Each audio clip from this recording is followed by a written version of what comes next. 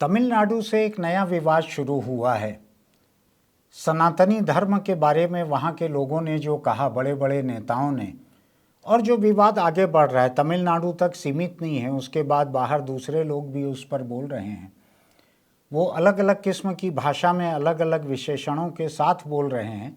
हर कोई ये तो नहीं कह रहा कि सनातन धर्म का उन्मूलन होना चाहिए, लेकिन बहुत से लोग ये बात कर रहे हैं कि सनातनी सभ्यता, सनातनी धर्म, सनातनी मूल्य, इनमें दलितों, आदिवासियों, महिलाओं के साथ जो बेइंसाफ़ी है वो बेइंसाफ़ी खत्म होनी चाहिए।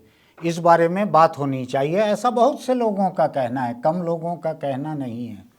जो लोग पूरे के पूरे सनातनी धर्म के उन्मूलन की बात नहीं भी कह रहे हैं, वो भी कहते हैं इस बात को, अगर वो सामाजिक न्याय के हिमायती हैं तो इस बात को कहते हैं। मुझको ऐसे में छत्तीसगढ़ एक बड़ा अलग राज्य लगता है, एक ऐसा राज्य जिसमें सनातनी धर्म के जो शिकार तबके रहे हैं, आदिवासी हैं, दलित हैं, पिछड़े वर्ग के लोग भी गिने जाते हैं उसमें, इन सब लोगों के लिए इस राज्य में जो हो रहा है वो दिलचस्प है, वो देखने लायक है। मैं छत्तीसगढ़ अखबार के यूट्यूब चैनल इंडिया आजकल के इस स्टूडियो से सुनील कुमार कुछ छोटी छोटी बातें लेकर आपके बीच आया हूँ। कोई बहुत बड़ी, बहुत सनसनीखेज बात नहीं है, लेकिन इस राज्य में सनातनी धर्म में जिन लोगों को, जाति व्यवस्था में जिन लोगों को सबसे ऊपर गिना गया है, वो लोग जाति व्यवस्था के सबके नीचे के लोगों के लिए कितनी मेहनत कर रहे हैं, ये देखने लायक है। और मैं आज उसी के 2, 3, 4 छोटे छोटे उदाहरण लेकर आपके सामने यहाँ पर हूँ। मध्य प्रदेश से छत्तीसगढ़ 2000 में अलग राज्य बना। कई संस्थाएं जो मध्य प्रदेश में चले आ रही थी, कला, साहित्य, संस्कृति की, उनमें से कुछ संस्थाएं यहाँ बन पाईं, कुछ संस्थाएं नहीं बन पाईं। कुछ संस्थाएं अभी हाल में, यानी सरकार के समझ लीजिए करीब करीब राज्य बने 15 साल से ज़्यादा हो चुके थे, 18 साल हो चुके थे। उसके बाद यहाँ साहित्य परिषद जैसी संस्था बनी और कुछ एक संस्थाएं बनी। उनमें से एक संस्था है आदिवासी लोक कला अकादमी। नाम से जाहिर है कि आदिवासियों के बारे में है, जो लोक कलाओं से जुड़ी हुई जातियां हैं, जिनमें मोटे तौर पर दलित आते हैं, पिछड़े वर्ग के लोग आते हैं, ये लोक कलाओं में ज़्यादा रहते हैं। तो ऐसे लोगों के लिए, आदिवासी तो जाहिर तौर पर समाज के सबसे निचले तबकों में से हैं। जाति व्यवस्था में, जो सनातनी जाति व्यवस्था जो है, उसमें ये सबसे नीचे आते हैं ये लोग। उनकी लोक कला, आदिवासी और लोक में नीचे के लोग आते हैं आमतौर पर। ओबीसी से ऊपर के लोगों को शायद लोक में गिनना जायज़ नहीं होगा, ऐसी मेरी समझ है। उनके लिए ये अकादमी बनी है। इस अकादमी के मैं पिछले कुछ कार्यक्रम देख रहा था, उसके इन्विटेशन, मैं कार्यक्रम में जाता नहीं तो वहाँ कार्यक्रम तो नहीं देख पाया, उनका न्योता देख रहा था मैं। अभी यहाँ पर एक कार्यक्रम होने जा रहा है कल ही, मदन निषाद और लालू राम की स्मृति में। ये दोनों छत्तीसगढ़ के लोक कलाकार हैं। ये ओबीसी कही जाने वाली या उसके भी नीची कही जाने वाली जातियों के ये लोग हैं, कलाकार हैं वहाँ के, उनके स्मृति में हो रहा है। और क्या कार्यक्रम है? नाट्य शास्त्र तथा भारतीय लोक नाट्य। ठीक है, नाट्य शास्त्र में बड़ा व्यापक है, भारतीय लोक नाट्य ये लोक कलाओं से जुड़ा हुआ है, इस पर संवाद है। अब संवाद का जो न्योता है उसमें देख रहा हूँ मैं, अतिथि वक्ता हैं राधा वल्लभ त्रिपाठी। मैंने इनके बारे में पता लगाया, ये संस्कृत के विद्वान हैं, लोक कलाओं के बारे में भी जानते हैं। कुछ लोग मानते हैं कि संस्कृत के विद्वानों में प्रगतिशील लोग कम होते हैं, इनको एक जानकार ने कम से कम प्रगतिशील बतलाया। इनके अलावा अध्यक्षता जो है डॉक्टर सुशील त्रिवेदी कर रहे हैं। आपको ध्यान होगा, सुशील त्रिवेदी जी हमारे मित्र हैं, उनको 3-4 दिन पहले ही इसी स्टूडियो में मैंने इंटरव्यू किया था छत्तीसगढ़ की चुनावी संभावनाओं को लेकर। वो इस कार्यक्रम की अध्यक्षता कर रहे हैं। और आदिवासी लोक कला अकादमी, इसके जो अध्यक्ष यहाँ पर छत्तीसगढ़ में बनाए गए हैं, अभी इसी सरकार ने कुछ समय पहले बनाया है, वो हैं नवल शुक्ल जी। नवल शुक्ल जी इसके अध्यक्ष हैं आदिवासी लोक कला अकादमी के। उनके तरफ से ये न्योता गया है। हम देखें तो एक चीज़ में मुझको बड़ी खुशी होती है कि यह कार्यक्रम मैं देख रहा हूँ जो आदिवासियों के और लोक कलाओं के बारे में है। उसमें राधा वल्लभ त्रिपाठी, सुशील त्रिवेदी और नवल शुक्ल, ये 3 नाम हैं उसमें। देख के अच्छा लगता है कि जाति व्यवस्था में जो सबसे ऊपर के लोग थे वो जाति व्यवस्था में सबसे नीचे समझे जाने वाले लोगों के बारे में कार्यक्रम कर रहे हैं। ये दिलचस्प बात है। ये भी हो सकता है कि इन विषयों पे विद्वान जो हैं वो ऊंची समझे जाने वाली जातियों में ही ज़्यादा हों। जैसे कि किसी भी विषय के विद्वान उन जातियों में ज़्यादा मिल सकते हैं, क्योंकि पढ़ने लिखने का हक पहले उन्हीं को था। एक वक्त दलितों के बारे में इस देश में कहीं किसी ने ऐसा लिखा था कि अगर कोई शूद्र उसके कान में वेद का कोई वाक्य चले जाए तो उसके कानों में पिघला हुआ शीशा भर देना चाहिए। जाहिर है कि बहुत से कानों में शीशा भरा गया होगा जिसकी वजह से शूद्र पढ़ नहीं पाए होंगे। जब पढ़ नहीं पाए, पीढ़ी दर पीढ़ी, पीढ़ी दर पीढ़ी पढ़ नहीं पाए, तो हो सकता है कि इन विषयों में लोक कला, आदिवासी कला, इसमें भी विद्वान नहीं हो पाए होंगे वो, ऐसा लगता है मुझको। तो ऐसे में जो जानकार है, जो विशेषज्ञ है, उसको कार्यक्रम में बुलाना चाहिए। अब ऐसे में दूसरे कुछ कार्यक्रम और देख रहा हूँ, आपको बतलाता हूँ दूसरा कुछ कार्यक्रम। एक दूसरा कार्यक्रम पंडवानी के शीर्षस्थ पुरोधा गायक श्री झाड़ूराम देवांगन की स्मृति में।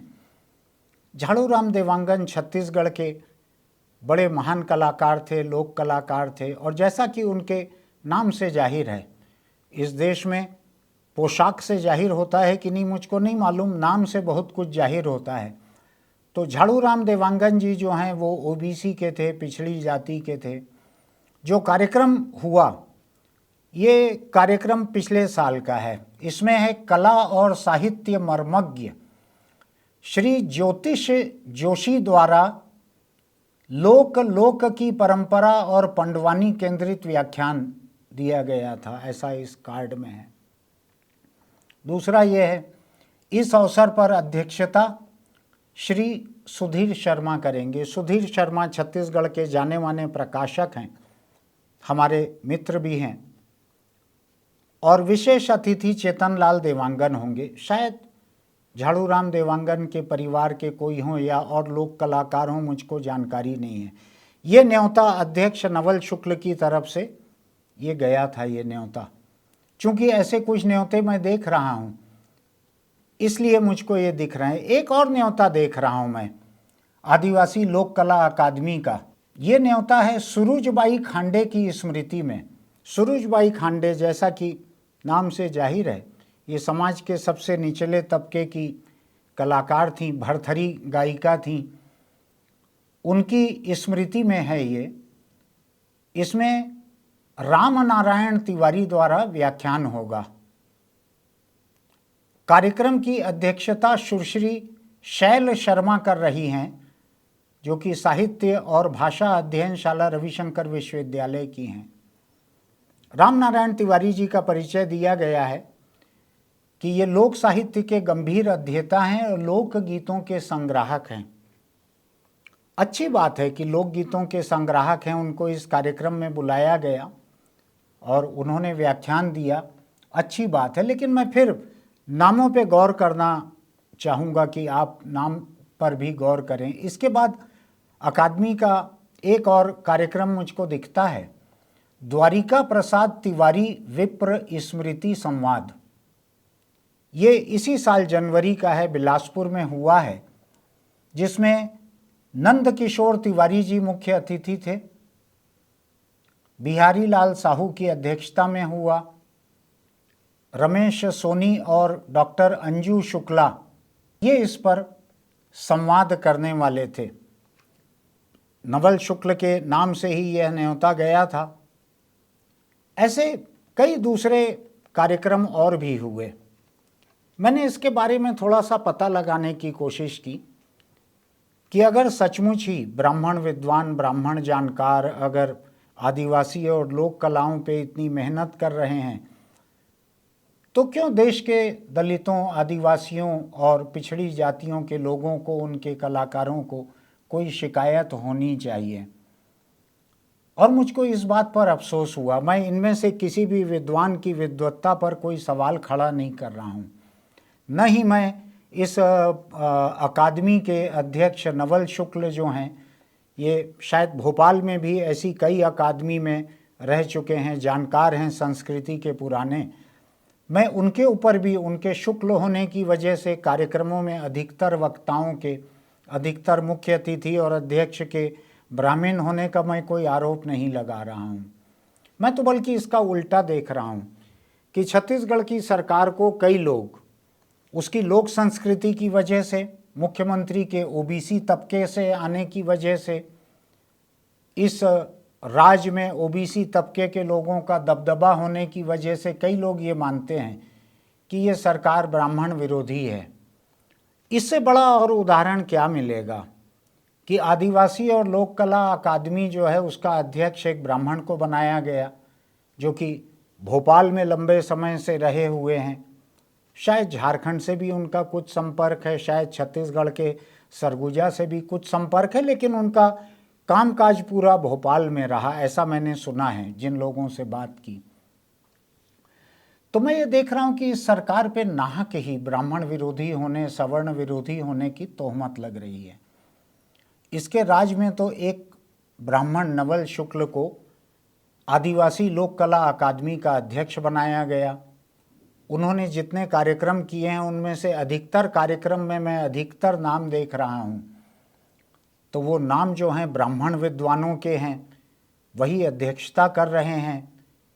इसमें कहीं भी मुझको आदिवासी नाम, अगर मेरी सोच गड़बड़ नहीं है तो, जानकारी गड़बड़ नहीं है तो, मुझको आदिवासी नाम कोई भी नहीं दिखे इसमें।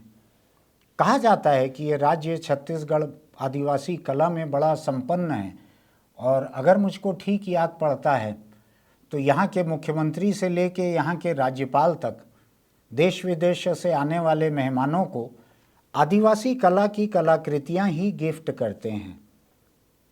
एक आदिवासी कलाकार अजय मंडावी, उनको अभी इसी साल पद्मश्री भी मिला है, और भी बड़े बड़े कलाकार रहे, आदिवासियों में बड़े नामी गिरामी कलाकार रहे।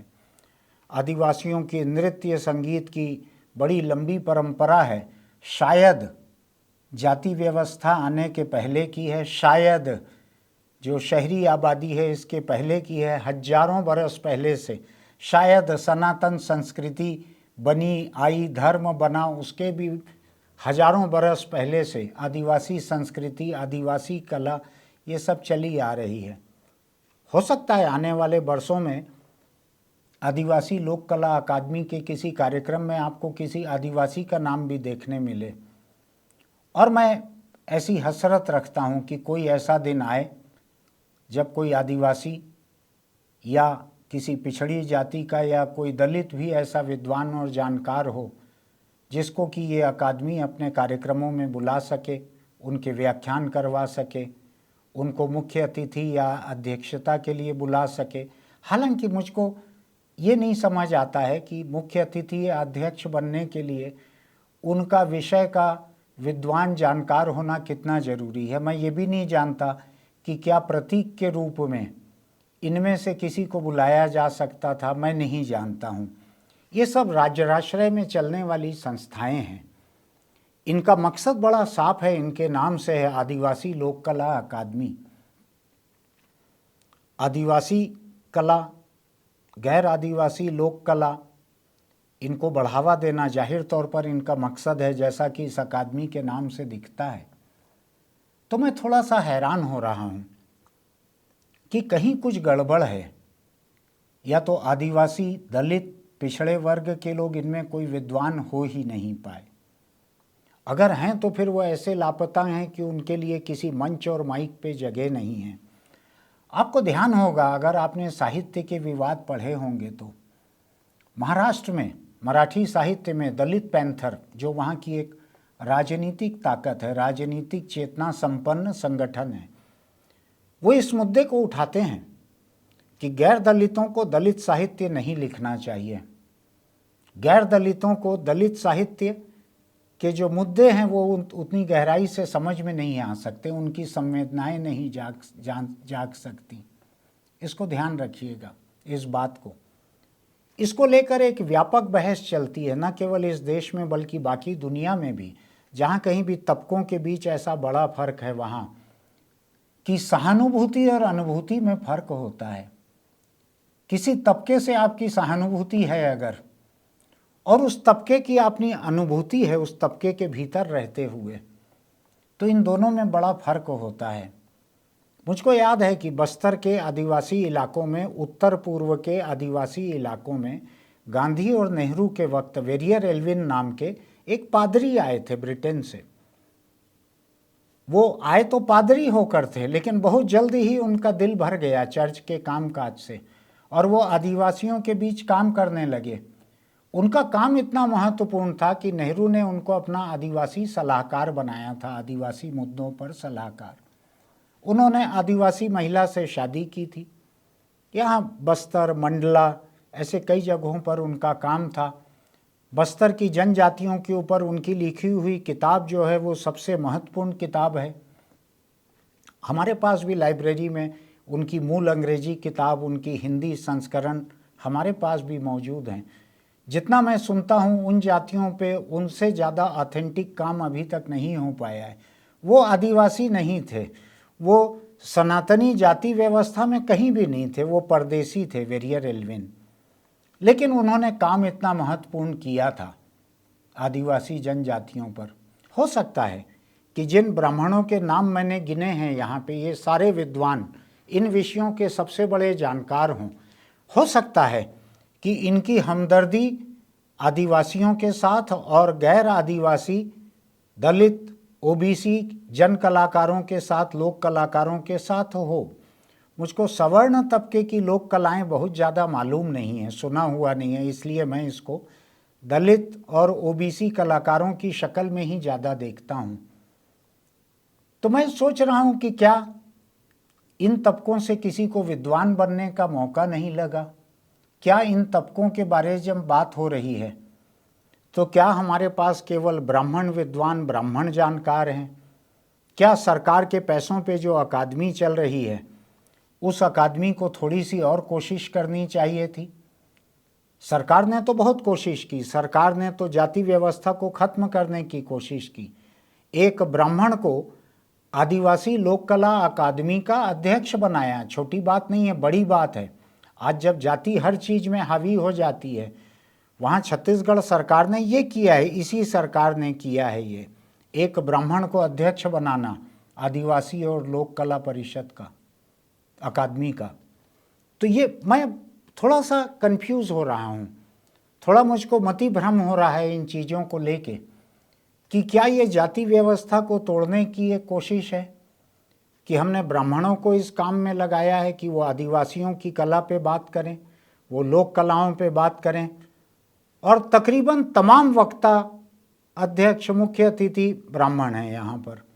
हो सकता है कि वो इस विषय के सबसे बड़े जानकार हों। हो सकता है कि इस अकादमी को थोड़ी सी और कोशिश करनी चाहिए थी। थोड़ा मामूली सा कोई जानकार अगर इन तबकों में भी निकल आता, बहुत मामूली सा, औसत दर्जे का, औसत से नीचे दर्जे का जानकार शायद इन तबकों में कोई निकल आता, शायद उसको कोई एक जगह मिल जाती, मंच पर जो जगह है उस वक्ता के रूप में उनको मिल जाती। शायद उसको तलाश करना, इन तबकों की कलाओं के बारे में जानकारी रखने वाले इन तबकों के लोगों की तलाश करना, शायद वो भी एक महत्वपूर्ण काम हो सकता था। हो सकता है आगे करें ये लोग इस काम को। मुझको मैं कोई सवाल नहीं लगा रहा हूँ उनके काम पे, लेकिन मैं तमिलनाडु के जो लोग सनातन धर्म के खिलाफ जो बोल रहे हैं, उसको बेइंसाफ़ी का सबूत कह रहे हैं, उसका उन्मूलन करने की बात कह रहे हैं, उनके सामने मैं ये मिसाल ज़रूर रखना चाहता हूँ कि आपको अगर देखना है तो आदिवासी, दलित, ओबीसी, इनकी जो कलाएं हैं, इनके बारे में आप आके देखिए छत्तीसगढ़ में। हमारे पास सारे ब्राह्मण लोग जो हैं इन्हीं कलाओं को बढ़ावा देने के लिए, उनके बारे में बताने के लिए, उनके बारे में बोलने के लिए मौजूद है। एक ब्राह्मण की अगुवाई में ये अकादमी जो है ये किस तरह से उन तबकों की कला को आगे बढ़ा रही है जिन तबकों के हक को लेकर तमिलनाडु में सत्तारूढ़ द्रमुक पार्टी एक द्रविड़ियन विचारधारा को लेकर हमलावर है। थोड़ा सोचने की ज़रूरत है। ये हमारे पास जवाब है उसका, वो तमिलनाडु में जो कर रहे हैं उसका जवाब है कि किस तरह से ब्राह्मणों को यहाँ पर लगा दिया गया है। आदिवासियों की, दलितों की, ओबीसी की लोक कला, आदिवासी कला, इनके संरक्षण और बढ़ावे के लिए सोच के देखिएगा। मेरी दुर्भावना किसी के लिए नहीं है। मैंने ये बातचीत करने के पहले नवल शुक्ल जी से बात करने की कोशिश भी कि मैं उनका नज़रिया जान सकूं, लेकिन उनसे बात नहीं हो पाई।